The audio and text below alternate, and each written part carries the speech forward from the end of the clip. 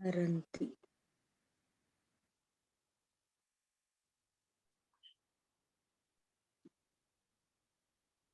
गीता अध्ययन के इस सेशन में आप सभी का स्वागत, जहां हम राणा सर के साथ भगवत गीता के दूसरे अध्याय को जान रहे हैं।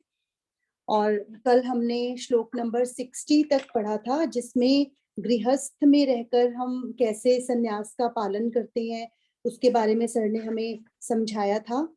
और आज हम आगे चलेंगे उससे श्लोक नंबर 60। सर को प्रणाम और निवेदन कि आज की चर्चा की शुरुआत करें।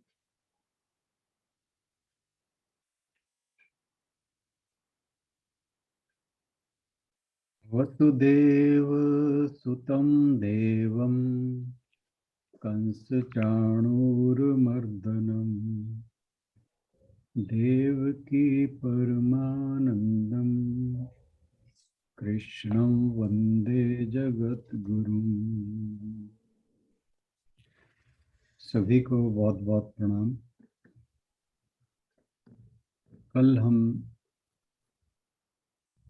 59वें श्लोक की चर्चा कर रहे थे। विषया विनिवर्तन्ते निराहारस्य देहिनः रसवर्जम रसोपयमस्य रसोपयस्य परम दृष्ट्वा निवर्तन्ते। कि जो व्यक्ति निराहार होकर विषयों से निवृत्त हो जाता है,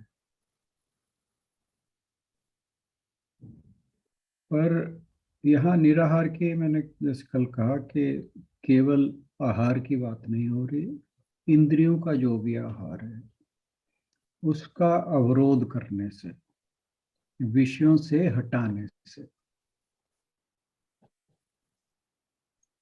तो विषयों से निवृत्ति हो तो जाती है, पर विषयों के प्रति मन में रस बचा रहता है ऐसे व्यक्ति का। लेकिन जो स्थित प्रज्ञ मनुष्य है उसका विषयों का रस भी निवृत्त हो जाता है, क्योंकि वो परमात्म तत्व का अनुभव कर लेता है।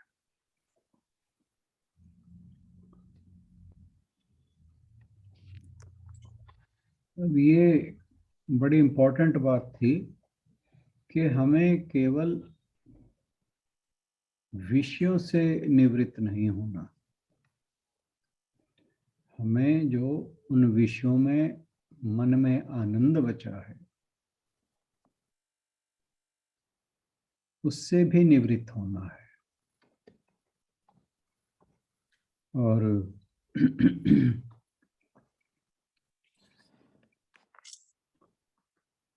जैसे आपको पता हो कि फलां खाने वाली चीज में विष पड़ा है, जहर पड़ा है, तो उसे कोई व्यक्ति खाता नहीं है, बिना पते तो खा जाते हैं। पर अगर पता हो कि इस भोजन में, इस पदार्थ में विष है, तो उसे खाने की हिम्मत नहीं होती। लेकिन जो काम वासनाएं हैं, जैसे बच्चों, परिवार आदि में राग, विपरीत लिंग के प्रति वासना, इनको जब जान लेता है ना मनुष्य, तब भी उनकी ओर मन खिंच जाता है। जहर की ओर जानने पर मन नहीं खिंचता, परंतु इनको जो काम वासनाएं हैं उनको जानने के बाद भी उनकी ओर मन खिंच जाता है। उसका कारण एक ही है कि हमारा जो मन है, चित्त है, उसमें काम क्रोध की जो मेमोरी है, संस्कार हैं,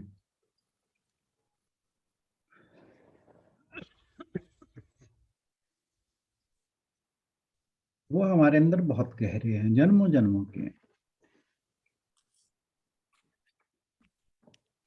तो उसको निवृत्त करना, उन संस्कारों को चित्त से हटाना इतने आसान नहीं है, धीरे धीरे होगा। क्योंकि हमें विष का तो अभ्यास है, पता है कि ये अगर ऐसी चीज खा ली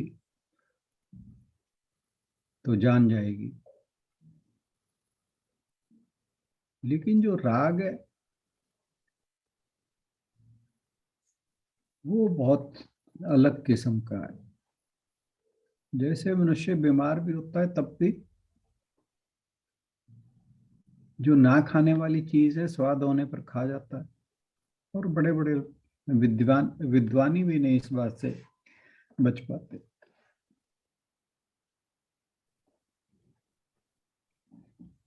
हमारे शास्त्र कहते हैं कि केवल ज्ञान होने से, जैसे हम लोग सब गीता को पढ़ते हैं, सुनते हैं, मनन करते हैं, तो ये तो हमें पता लग गया कि मैं शरीर नहीं आत्मा हूं। तो ये हुआ ज्ञान। पर खाली ज्ञान से चित्त की प्रवृत्ति नहीं रुकती। केवल जानकारी होती है, मन में वृत्तियों का नाश नहीं होता। तो इसलिए जो आध्यात्मिक पथ का पथी है, उसको मन को शांत करने के लिए, चित्त की वृत्तियों को शांत करने के लिए जो योग सूत्र में पतंजलि महाराज ने अष्टांग योग का वर्णन किया है, उसे फॉलो करना पड़ेगा। क्योंकि शांति तभी होगी जब व्यक्ति का अनुराग शरीर से हटकर आत्मा में हो जाएगा, अपने अंतःकरण में हो जाएगा।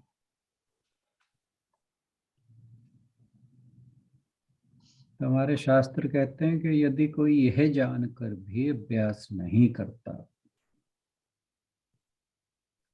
ध्यान प्राणायाम नहीं करता, तो कह रहा उससे बड़ा पशु कौन है।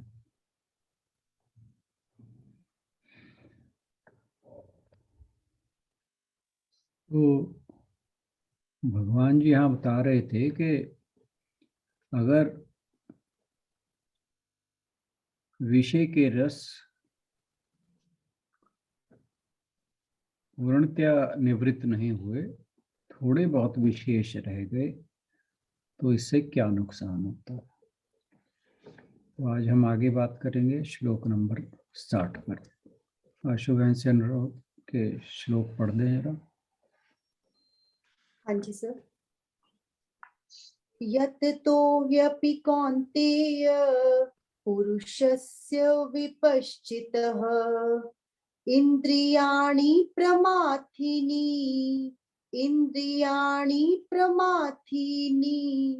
हरन्ति प्रसभं मनः हे अर्जुन, इंद्रियां इतनी प्रबल तथा वेगवान हैं कि उस विवेकी पुरुष के मन को भी बलपूर्वक हर लेती हैं, जो उन्हें वश में करने का प्रयत्न करता है।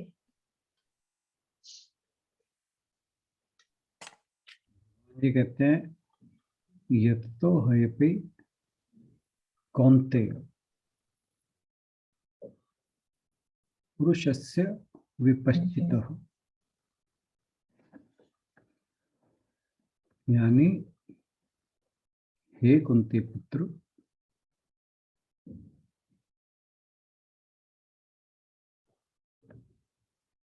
यततः, यानी यततः मतलब यत्न करना, यत्न क्या? अपनी प्रज्ञा को स्थिर करना या मोक्ष की प्राप्ति के लिए यत्न करना। तो कहा प्रज्ञा की स्थिरता के लिए यत्न करने वाले विपश्चितः,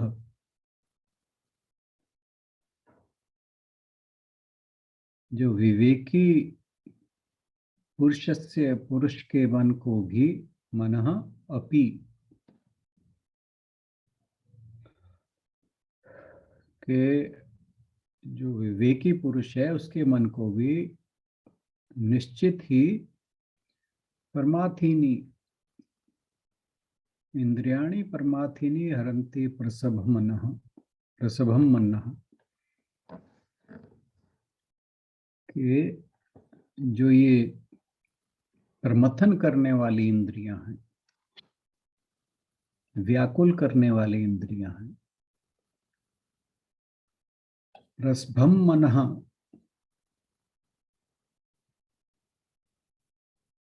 ये इंद्रियां रसभम बलपूर्वक हरंती, अपने विषयों की ओर खींच लेती हैं। अर्थात कि ऐसे व्यक्ति को, ये ऐसा व्यक्ति कौन? जो ज्ञानी भी है, मोक्ष की प्राप्ति के लिए यत्न भी कर रहा है, स्थित प्रज्ञ बनने के लिए यत्न कर रहा है,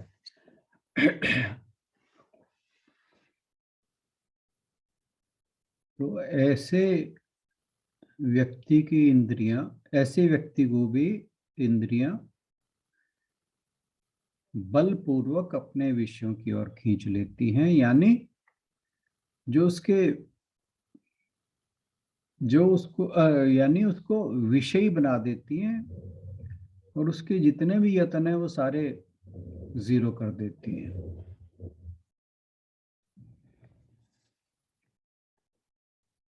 तो यहां बताया कि जो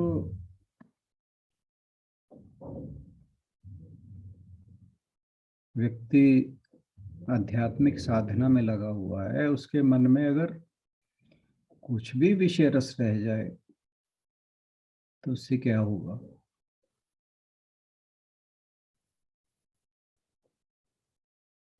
कि जो पुरुष विवेकी है, जो विषय वासनाओं से बचने के लिए तरह तरह के यत्न करता है,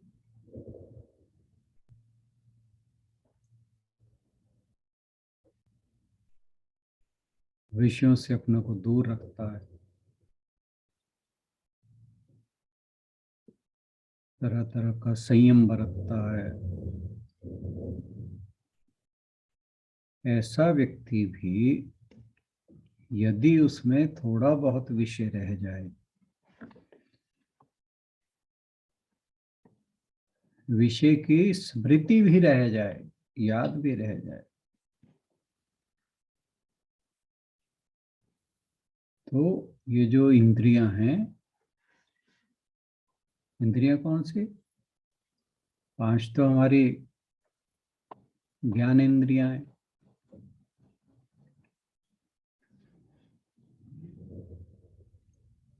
एक तो कान, स्किन, आंख, जीभ के रस, घ्राण शक्ति, सूंघने की शक्ति, ये तो 5 इंद्रियां हैं, ज्ञान इंद्रियां हैं।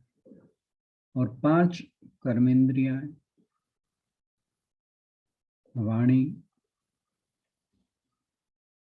पैर, हाथ, गुदा। तो ये 10 इंद्रियां हैं जो बहुत बलवान है और मनुष्य को व्याकुल कर देने वाली है। तो इनमें से कोई भी, किसी भी इंद्री का विषय अपने मन में बच गया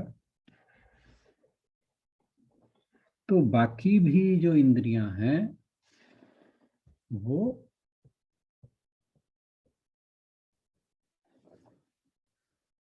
विषयों, अपने अपने विषयों की ओर उस व्यक्ति को बलपूर्वक खींच लेते हैं, फिर उसका संभलना मुश्किल हो जाता है।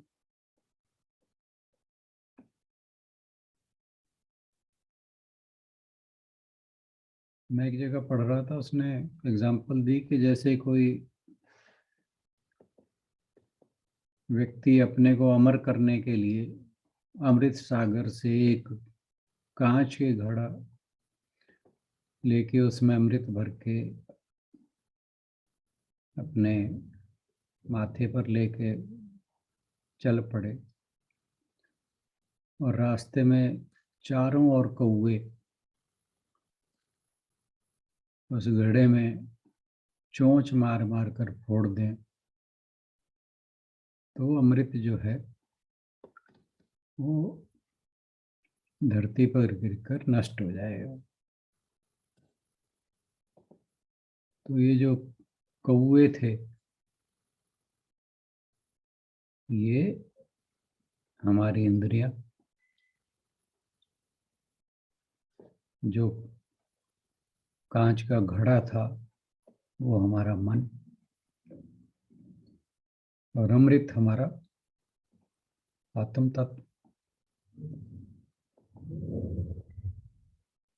जैसे कोई व्यक्ति ने बड़ी मेहनत से बड़ा धन इकट्ठा किया है,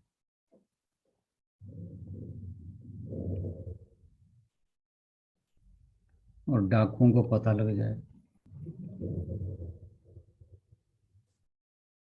तो डकैतों की तरह उसका धन लूट जाते हैं। ऐसी ही इंद्रियां भी डाकू की तरह है। कोई सत्यवादी है, उससे झूठ बुलवाने की कोशिश करेंगे,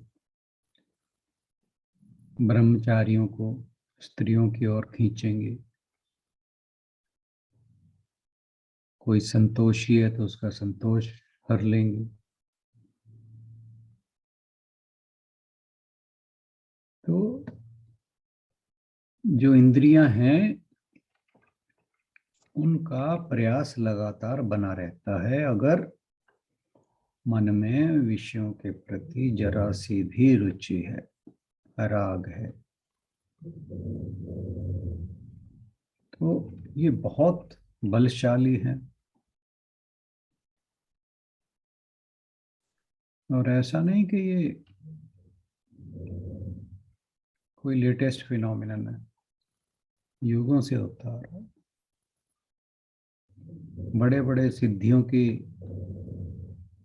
तपस्या भंग हुई है। विश्वामित्र की आप जानते हैं कि मेनका द्वारा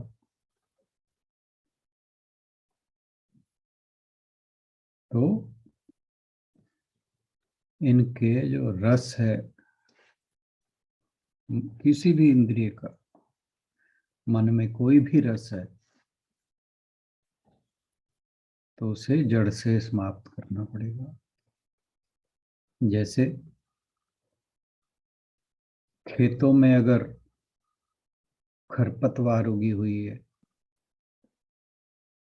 और कोई किसान उसकी डालियां पत्तियां सारी काट दे, लेकिन अगर उसकी जड़ थोड़ी सी भी रह जाए तो वो फिर बढ़ जाएगी, पूरी खेत को खा लेगी, उसकी पूरी फसल बर्बाद कर देगी। तो इसलिए चित्त में अगर विषय रस का थोड़ा सा भी संस्कार रह जाता है तो वो एक खरपतवार की तरह ऐसे ही फूट कर धीरे धीरे बलवान होता रहता है। और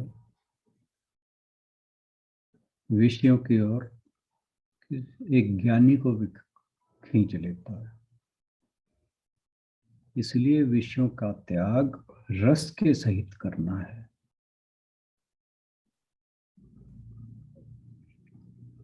जो विषयों की वस्तुएं हैं उनके साथ साथ